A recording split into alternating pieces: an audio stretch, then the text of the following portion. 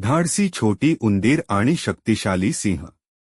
एकेकाळी उंच झाडांनी आणि चिवचिवणाऱ्या पक्ष्यांनी भरलेल्या एका विशाल जंगलात एक शक्तिशाली सिंह राहत होता, ज्याचं नाव लिओ होतं। तो जंगलाचा राजा होता।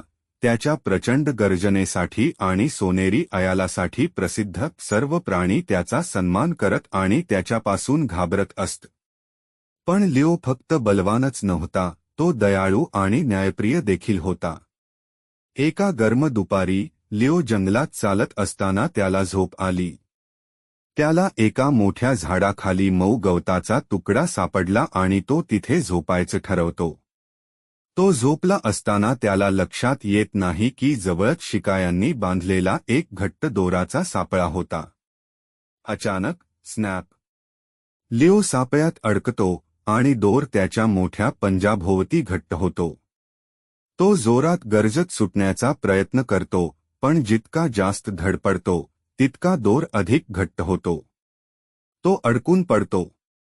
तेवढ्यात मिमी नावाची एक छोटी उंदीर जवळून धावत येते। मिमी छोटी होती पण खूपच जिज्ञासू आणि धाडसी होती। तिला लिओच्या प्रचंड गर्जना ऐकू येतात आणि ती त्या आवाजाच्या दिशेने धावते, जरी ती थोडी घाबरलेली होती।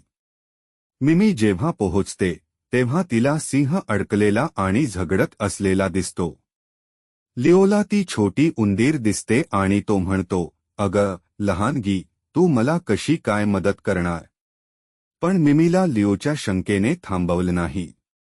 ती धाडसाने दोराकडे धावते आणि म्हणते, "काळजी करू नकोस, मी लहान आहे, पण माझ्याकडे तीक्ष्ण दात आहेत। मी मदत करेन." खूपच निर्धाराने मिमी जाड दोर कुतरू लागते। ती सक्त कुरतडत राहते, आपल्या लहान दातांनी शक्य तितक्या वेगाने काम करते। शेवटी खूप मेहनत केल्यानंतर स्नॅप! दोर तुटतो आणि लिओचा पंजा मोकळा होतो। लिओ उठतो, शेवटचा दोर झटकतो। तो मिमीकडे आश्चर्याने आणि आभाराने पाहतो। "तू मला वाचवलंस," लिओ उद्गारतो। "तू लहान असूनही तू या जंगलातील इतर कोणत्याही प्राण्यापेक्षा अधिक धाडस आणि दयाळूपणा दाखवला आहेस."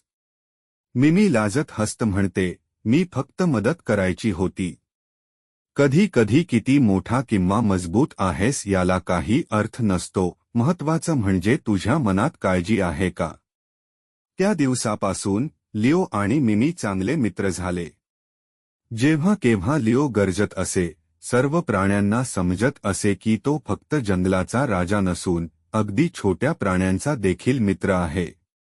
आणि जेव्हा केव्हा कोणी छोटी उंदीर बद्दल शंका घेत असे, त्यांना तो दिवस आठवायचा जेव्हा तिने आपल्या धाडसाने आणि मोठ्या हृदयाने शक्तिशाली सिंहाला वाचवले होते। आणि अशा प्रकारे जंगल एक आनंदी जागा बनली जिथे प्रत्येकजण, लहान असो वा मोठा, हे जाणून होता की दयाळूपणा आणि धाडसाने खूप फरक पडू शकतो। समाप्त।